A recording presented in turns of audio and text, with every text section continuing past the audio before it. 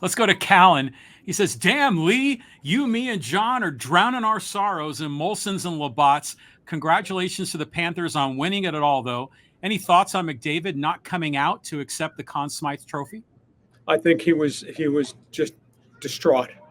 And now we find out that McDavid had a hip injury, and we find out that Draisaitl had a fractured rib and a wrist injury from a couple of violent splashes. And those guys were still on the ice, taking all the short shifts, etc. It was really, by the time we got to the middle of the third period in Game 7, Edmonton was gassed.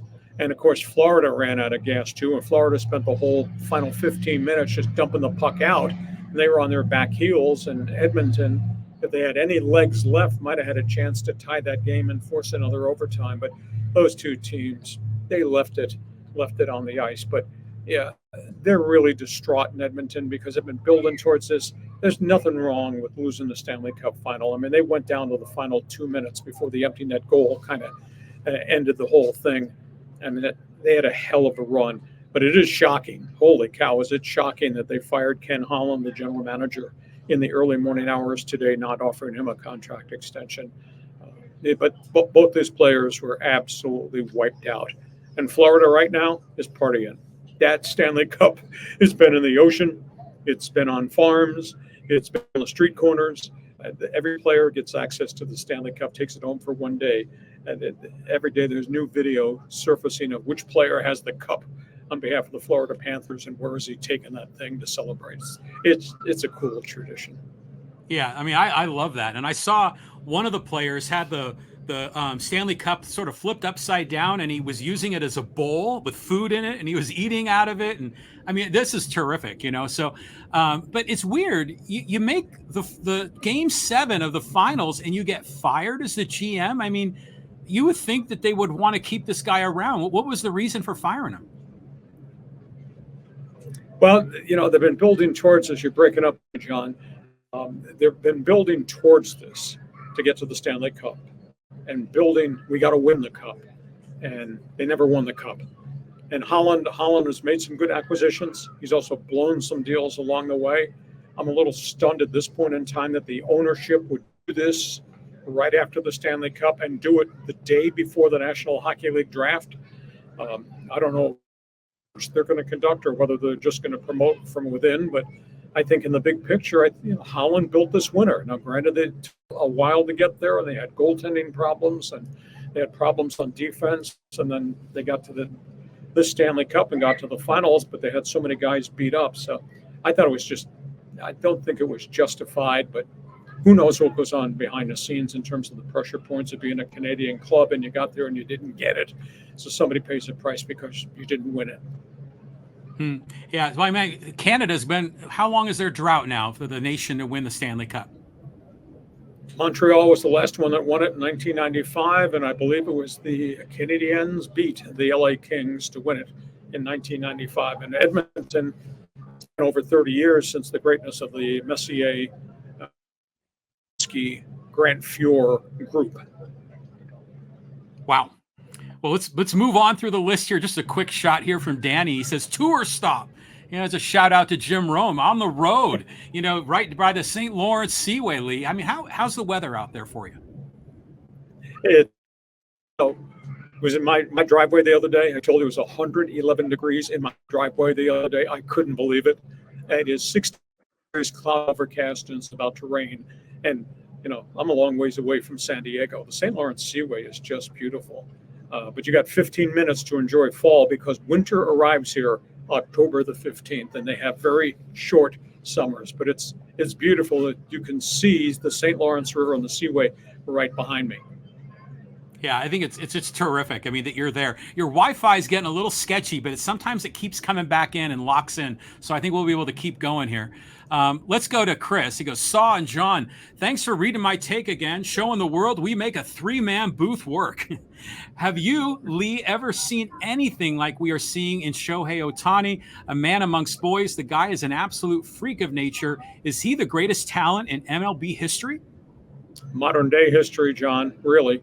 And I think what we have seen this year is so different Because remember, when he was with the Angels, he was a designated hitter, but he also had duty as a pitcher.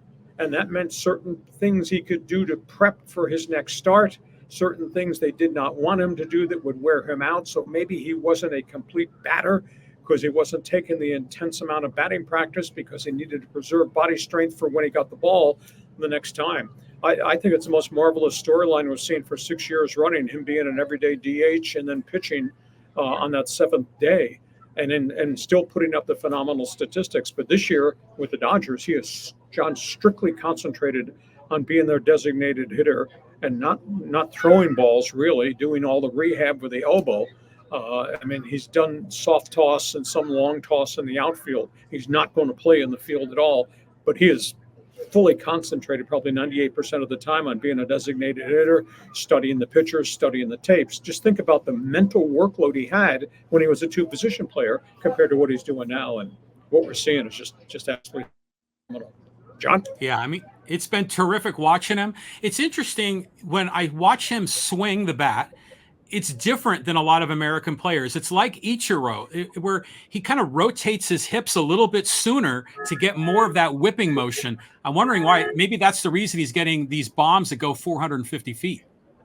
You know, I've watched him off and on when it was with the Angels. I watched him really closely, starting with the Dodgers this season, and I did not realize his strength in his wrists. If you just look at how quickly he turns on balls and the power in that turn.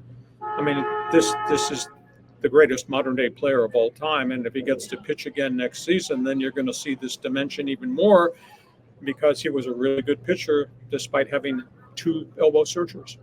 Yeah, unbelievable. Let's go on here. We got to get Super Flea involved. And he says, big fan of Hacksaw back in the day at the Mighty 1090. Dude had a long, impressive career.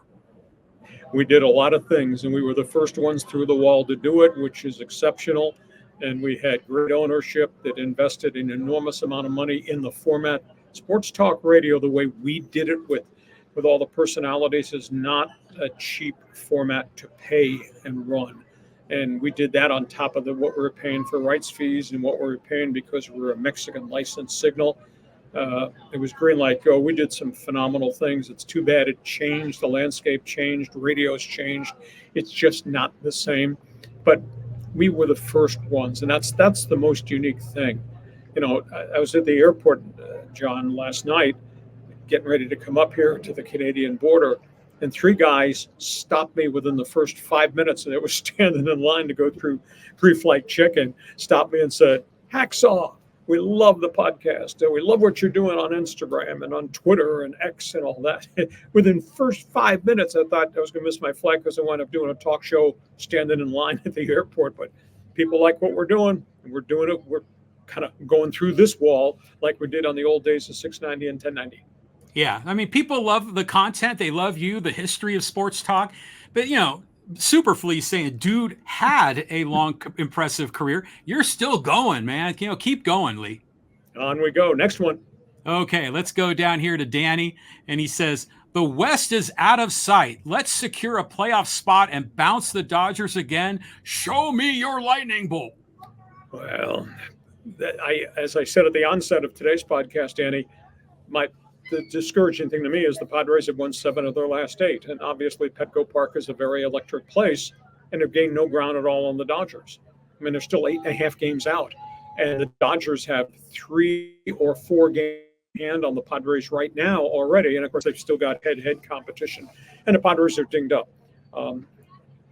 What we saw this homestand was really cool. Really cool for these guys because it's postseason such a grind. Really cool for the fans at Petco Park. And as controversial as it was, the dugout incident and the bench clearing incident and the guys yapping at each other and throwing pitches inside and all that, it was pretty electric. Now, can the Padres manufacture this at Fenway Park and they do it again when they go into Texas and all this brutal hot weather? That remains to be seen because the jury's still out. They're still an up and down team and they're dinged up. And that's a piece of the equation. Everybody's got injury problems, and it's not easy to play 162 games, but it'd be cool if they get back into playoffs. Could you imagine freaking Petco Park if the Padres got back into the National League Championship Series? the Padres are playing the Dodgers, and can you imagine what it'd be like? Golly.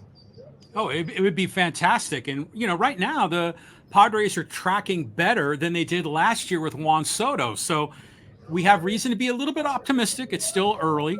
But yeah, I just love all the vibes that are going on with the team. It's great stuff. I don't think they're going to catch the Dodgers, though. Get to the playoffs, but can they get there healthy? That's a big question, because right now they got guys that are I think going to be out for extended periods of time as June flips into July and maybe goes into the 1st of August. Next question, hands for him. Okay, let's go to Angel. He says, Paul George staying in Inglewood, and the Clips should be okay with a healthier Leonard, Harden playing like himself 10 years ago, and George playing like an all-star. I don't know, Angel, you're wishing and hoping an awful lot here. Story is just breaking this afternoon. Kawhi Leonard, I believe, against the hopes of the Clippers, has decided to join the Olympic team. I wouldn't sign off on that. I believe the Clippers asked him not to do this. I know Kawhi wants to play for the flag, but he's had such knee issues over the last 3 to 5 years, and now you're going to go through the rigors of training camp for the Olympics and then go play in these games and then come back and start a regular season. I just don't know that I would go in that direction. So that's a bit of an issue. The Paul George thing, everything that I've been able to gather, I think he's going to opt out, and I think he's going to then be traded. He can opt in and force the trade, and that might be the way this deal gets done. I don't think it's going to be to the New York Knicks because of what the Knicks just did in terms of that monster deal with the Brooklyn Nets. It still might be Philadelphia. It might be Miami, because now there's a rumbling out there that Jimmy Butler is going to want to leave Miami. So maybe there's a deal coming in which Butler and Paul George change teams. And there's also Golden State out there, because I've heard Golden State might be in the running for Paul George. He played at Fresno State, and he's a Northern California type guy in terms of where he came from, although he grew up in Los Angeles. So I just don't know the chemistry to keep him there is right. I was told from somebody that I kind of trust that the Clippers convinced Kawhi to take a 3-year deal, and Kawhi did. Paul George to take the same deal and keep this team together, and yet George wants all 4 years, max contract guaranteed, and they say no. So I think they're running into a dead there. Yeah, the Wi-Fi for you is cutting in and out again. So, but we could we're still hanging on. So I think we're okay. Let's just a quick one here from Callan. He wants to know, hey, how close to Niagara Falls are you? Well, we're trying hard. This is the first time we've done this that we've had a problem. So we've been doing a pretty good podcast with a little bit of lady luck on our side too. Listen, let's close it out this week by just telling you and reminding you